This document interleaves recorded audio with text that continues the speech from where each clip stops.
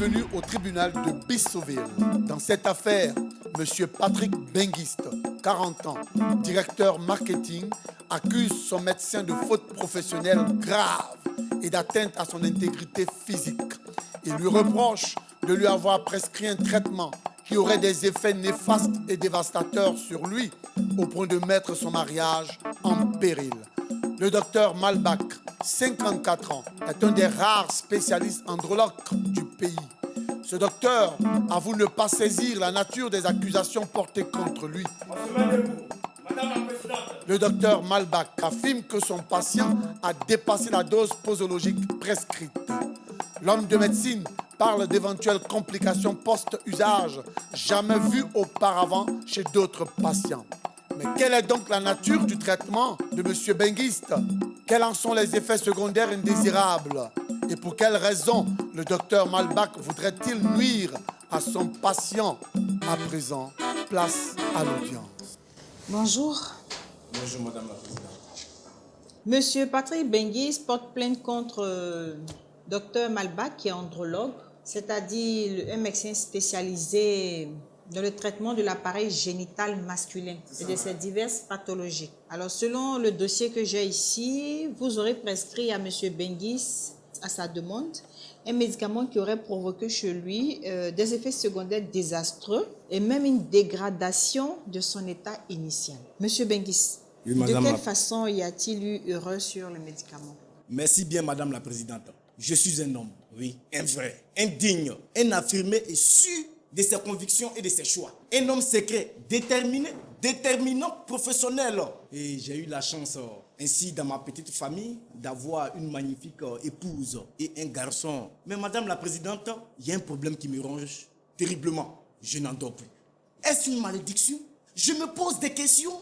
Pendant combien de mois? Des années, même Madame, aucune réponse. Madame la Présidente. Il y a une grande rengaine à moi, Madame la Présidente. Monsieur Benguiste, Oui, Madame la Présidente. nous ne sommes pas dans une pièce de théâtre ici. Et quand vous regardez ceux qui sont venus assister à l'audience, ce n'est pas votre public dans une salle de théâtre. Vous allez droit au but. Madame la Présidente, je ne veux pas passer par 1000 chemins.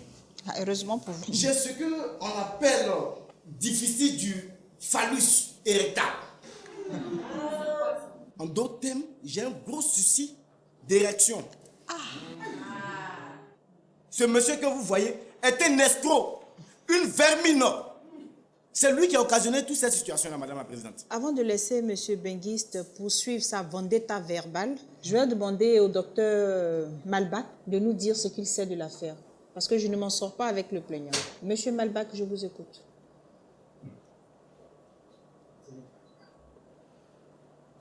Il n'y a pas de monsieur Malbach dans cette salle? Madame, je suis là. Madame, il faut dire que quand on n'a rien à dire, on se tait. Monsieur Benguiste, dites la vérité un jour. Madame la juge, Monsieur Benguiste est venu me voir pour mon expertise en tant que spécialiste andrologue reconnu. Il m'a expliqué son problème et j'ai tout de suite compris qu'il s'agit d'un complexe de dysmorphophobie du pénis. Oui, en d'autres termes, c'est que il a un petit sexe. Non seulement Monsieur Benguiste a un petit pénis, mais il a un souci d'érection. Alors, je lui ai... Oui, ça veut dire que le problème se passe dans sa tête, mais pas dans son corps. Je lui ai prescrit des médicaments. Monsieur Benguiste. Mais c'est un véritable menteur, Madame la Présidente. Oui, c'est un menteur que vous voyez. Et la pommade, et les cachets, et les séances de thérapie. Réponds. Docteur Malbach, continuez. En effet, M. Benguiste a raison. Nous avons eu plusieurs séances de télépathie et de thérapie afin de remettre M. Benguiste en confiance. Nous avons aussi prescrit des pommades.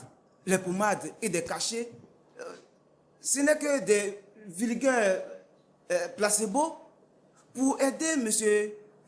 Benguiste à gérer sa pathologie.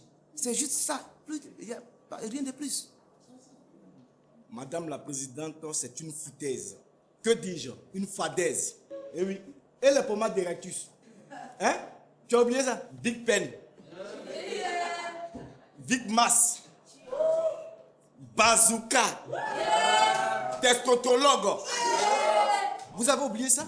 On peut répondre, monsieur. Vous prenez ça pour vous moquer de moi? Monsieur Wandema, attendez, vous prenez note? Oui, oui, en fait, j'ai un cousin là. Sa femme parle trop. Ça a l'aidé un peu. Big Pen. Madame la Présidente, sans oublier le responsable en chef qui m'a créé ces problèmes-là. Bagnon plus. Madame la Présidente, en plus, ça pue et c'est le fait qu'on me démange. Et oui. Quand vous appliquez la pommade, ça vous démange. Donc vous grattez en public. Madame la Présidente, souvent, je suis humilié. J'ai des positions vraiment atroces, Madame la Présidente. À la suite de ce que vous venez de dire, j'ai envie de vous poser une question. Oui, Madame la Présidente. Comment vous avez connu Monsieur Malbak? Bon, il a été recommandé par un ami. Qu'avez-vous dit à cet ami pour qu'il vous recommande un andrologue? Je lui ai expliqué pour qu'il y ait une solution pour moi. Alors, qui est ce bon samaritain? C'est un ami et un collègue à moi. Il s'appelle Papanis. Et où est-ce qu'on peut le trouver? Il est dans cette salle. Ah, d'accord. Oui. Monsieur Papanis, levez-vous, je vous en prie, et veuillez vous approcher.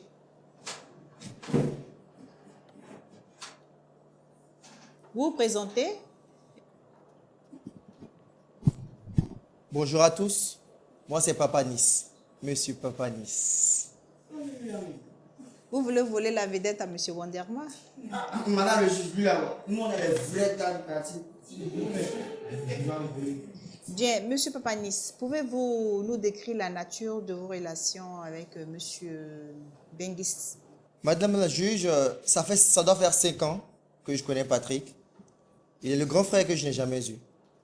Il est à la fois mon patron, mon ami et mon mentor. C'est un véritable exemple de professionnalisme et d'intégrité pour moi. Il m'a tout de suite pris sous son aile quand je suis arrivé à Zambo Pub. Et pour cela, je lui en suis éternellement reconnaissant. C'est la famille. Il est le parrain de ma fille. Oh, comme c'est émouvant, Monsieur Papanis. Malheureusement, je n'ai pas de boîte de mouchoirs ici pour m'essuyer les larmes. C'est pas ce que je vous ai demandé. On parle d'un problème.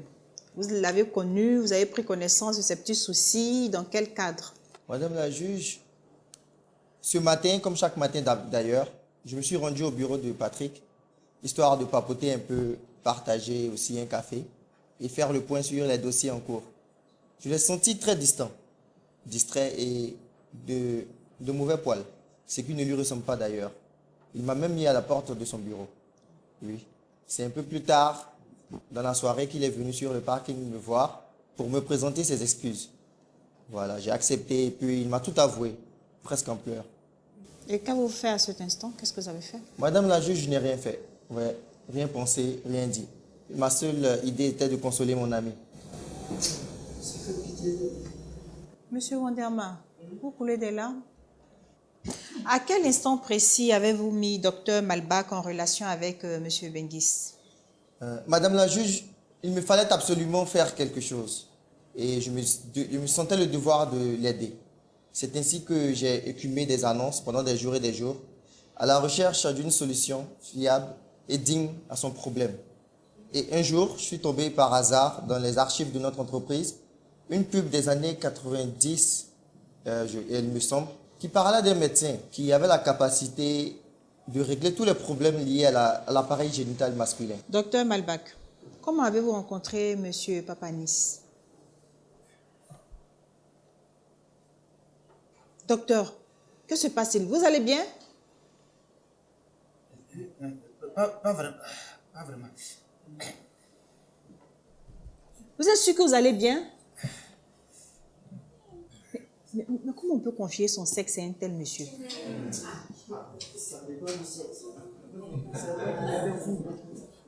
J'espère que ce n'est pas ma question qui vous met dans cet état.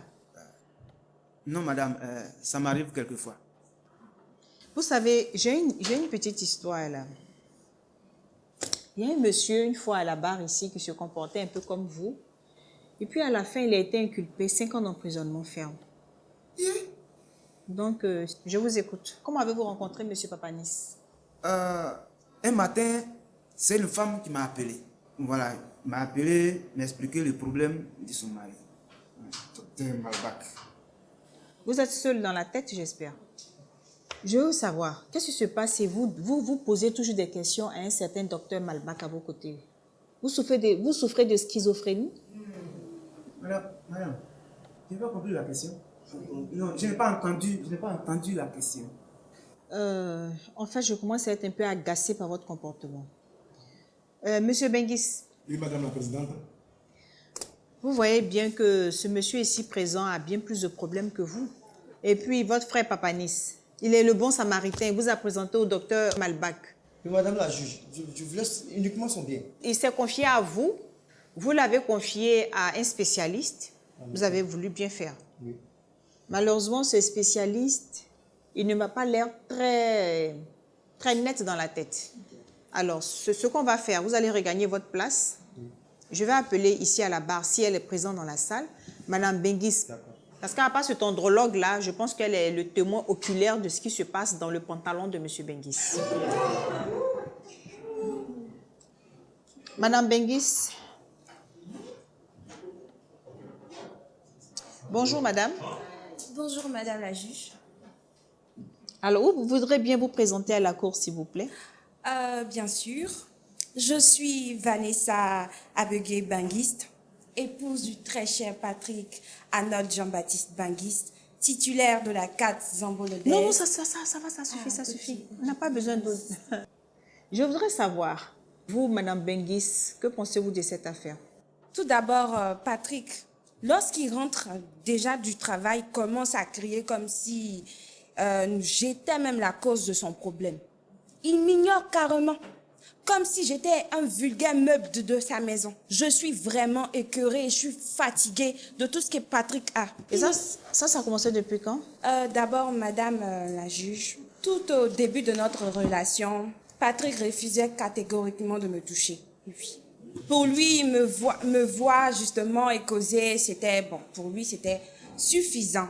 Et tenez-vous bien, même pendant notre nuit de noces, Patrick même refusait justement... Monsieur Benguis, Oui, Madame la Présidente. vous l'intimidez pourquoi? Non, en fait, Madame la Présidente, Continuez. J'ai décidé là de prendre les taureaux par les cornes et je l'ai même déshabillé. Et c'est là qu'il m'a dit qu'il a un sérieux problème à ce niveau. Avant le mariage, vous n'avez pas eu de rapport? Oui, vous n'avez justement. jamais vu sa nudité? Non. Et pendant la nuit de noces, il ne voulait pas aussi vous toucher? Oui. Et c'est pendant cette nuit-là que vous avez découvert qu'il avait un problème? Oui, c'est justement... Vous avez pendant constaté ou bien son problème est vraiment psychologique? J'ai constaté, d'abord c'est un problème psychologique, mais j'ai constaté réellement lorsque je l'ai déshabillé. La taille aussi? Oui, bien sûr. La taille n'y est pas. D'accord, allez-y, continuez. Oui, et qu'est-ce qui s'est passé? Et après ça, justement, c'est vrai qu'il n'avait pas, mais j'ai carrément insisté, je l'ai encouragé pour dire que ce n'était pas un problème pour moi. Et là, nous avons eu, je peux dire, une bonne nuit de noces, puisqu'on a eu des rapports ce soir-là. Oui.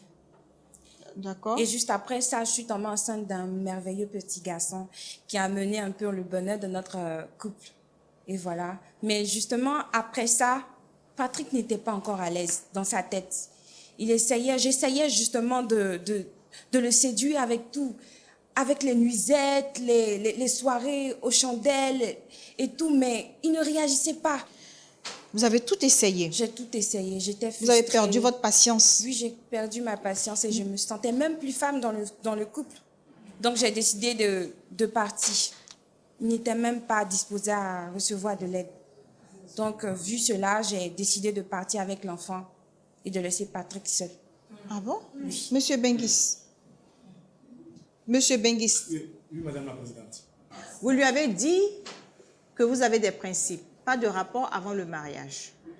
Et le jour du mariage, pendant la nuit de noces, c'est là qu'elle découvre que vous avez plutôt un problème au niveau de votre organe génital. Justement. Vous avez menti avant le mariage. Elle est partie de la maison parce que quelque temps après la naissance de votre enfant, vous êtes retombé dans votre dépression.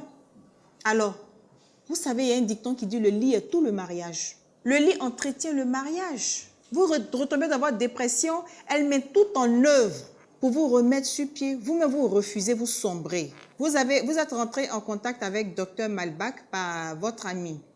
Oh, madame la juge, je me rappelle, je me souviens. Oui. Oh, docteur, tu te souviens. Oh là là, quelle erreur. Il a quoi celui-là? Oui, Dr Malbach, vous me faites peur. oui, cette voix, c'est elle. Madame Benguis. Oui, c'est elle qui m'a appelé. Oui, elle voulait savoir celui que je suis. J'ai dit oui, c'est bien moi le docteur, andrologue, spécialiste. Oui. Qu'est-ce qu'il raconte celui-là? Ah oui, oui. Ah, madame le juge. Oui, je me rappelle.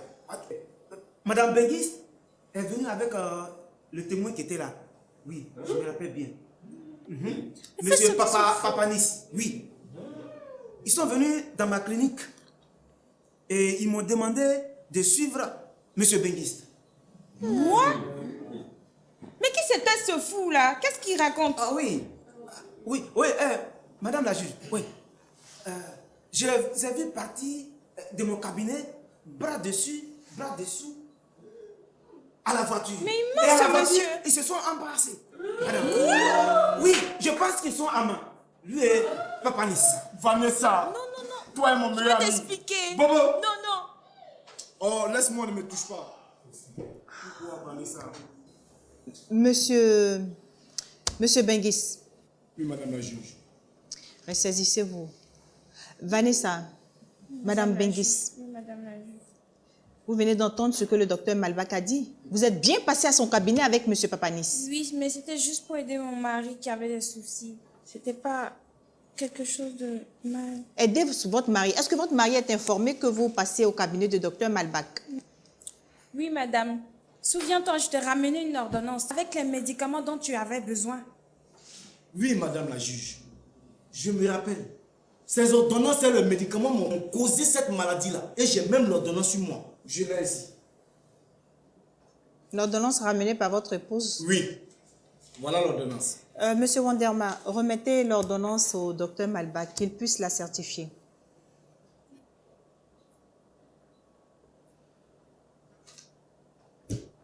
Madame la juge, Oui, docteur. avec bonne réflexion, je vois que ce n'est pas l'écriture du docteur Malbach.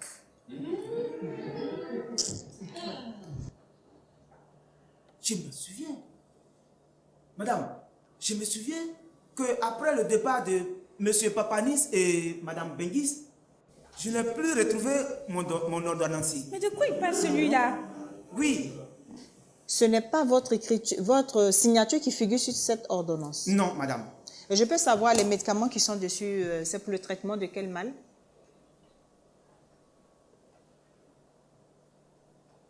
Oh là là. Oh là là, quelle erreur. Madame, ces médicaments ne peuvent pas soigner le mal de M. Benguis. Ah bon? Et pourquoi?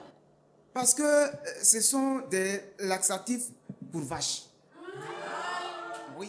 Oui, ça veut dire? Ça veut dire ils servent à traiter la constipation des bovins.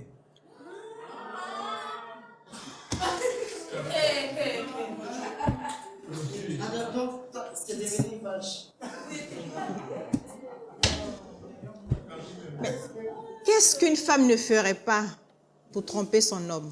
Je peux tout t'expliquer. Merci, docteur Malbach. Alors, je vais récapituler. Monsieur Benguis, ici présent, s'est confié à son ami Papanis, qui, voulant l'aider, l'a mis en contact avec le docteur Malbach. Non, andrologue. Et à la suite de son traitement, étant insatisfait et surtout ayant des effets secondaires anormaux, il a décidé de porter plainte contre le docteur Malbach. Mais il se trouve que son épouse ici présente a fomenté ce complot contre son époux pour pouvoir mener une vie tranquille avec M. Papanis. Alors moi, avant de clore ce procès, j'ai une seule question que j'aimerais poser à Mme Benguis. Qui est le père de cet adorable petit garçon que vous avez porté quelques mois après votre nuit de noces? Réponds s'il te plaît. Madame la juge, Je ne vous entends pas. Madame la juge, Oui. c'est son ami Papa Nice.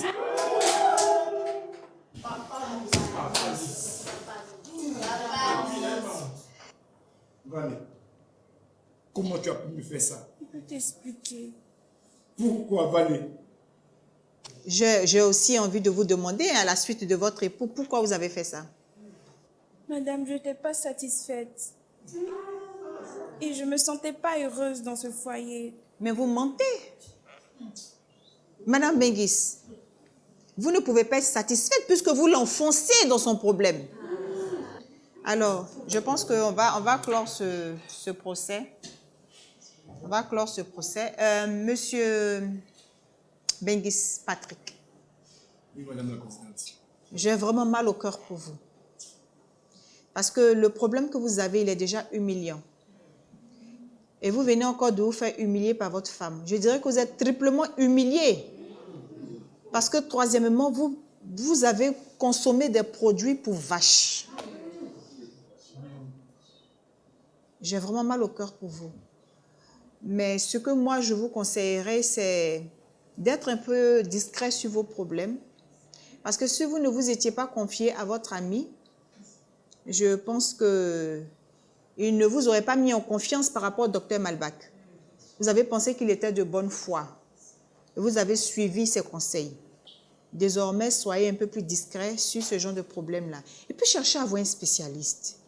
Ici, dans cette ville, c'est docteur Malbach. Vous concernant, aucune charge n'est retenue contre vous, vu que votre innocence a été prouvée. Je vous conseillerais de prendre contact avec un de vos confrères qui est plutôt spécialiste dans autre chose. Hein? Voilà. Pour vous redonner un état normal d'esprit. Parce que c'est vrai que vous pouvez être un spécialiste, un très grand spécialiste, Oui. mais votre instabilité mentale pourrait jouer sur le traitement de vos patients. Quant à vous, Madame Benguis, vous êtes libre de repartir. Maintenant, il reviendra à votre époux de porter plainte contre vous ou pas. Mais vous concernant vous deux, M. Papanis et vous, vous avez mis en danger la vie du plaignant. Alors, il lui reviendra de décider de porter plainte contre vous ou de renoncer. Mais je vous suggère de sortir de sa vie. Parce que vous êtes de potentiels criminels. Monsieur Benguis, beaucoup de courage. Merci, madame. La séance est levée. Ainsi se termine cette affaire au tribunal de Bissoville. Comme le dit l'adage, c'est celui dont on a soigné l'impuissance qui te prend ta femme. Vraiment, je suis très déçu. Oui, ils ont foutu ma vie en l'air. J'aimais bien ma femme et voilà ce qu'elle m'a fait. Par amour, j'ai accepté quelqu'un comme mon propre petit frère. Et c'est ce dernier qui me poignarde le dos. Non. Non. Vraiment, je suis honteuse. Mais je ne pouvais pas rester avec Patrick parce qu'il ne pouvait même pas me satisfaire.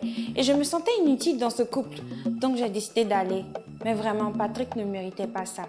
Je suis désolée. Oui, je suis satisfait du verdict parce que M. Benguis et sa clique ont voulu m'humilier. Moi, j'ai été très formé par mes maîtres et ce n'est pas ici, en dehors du pays.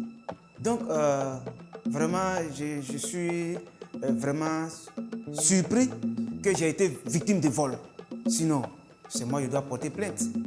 Mais le verdict a été donné, je suis satisfait et voilà, je suis sain et sauf, je suis blanchi.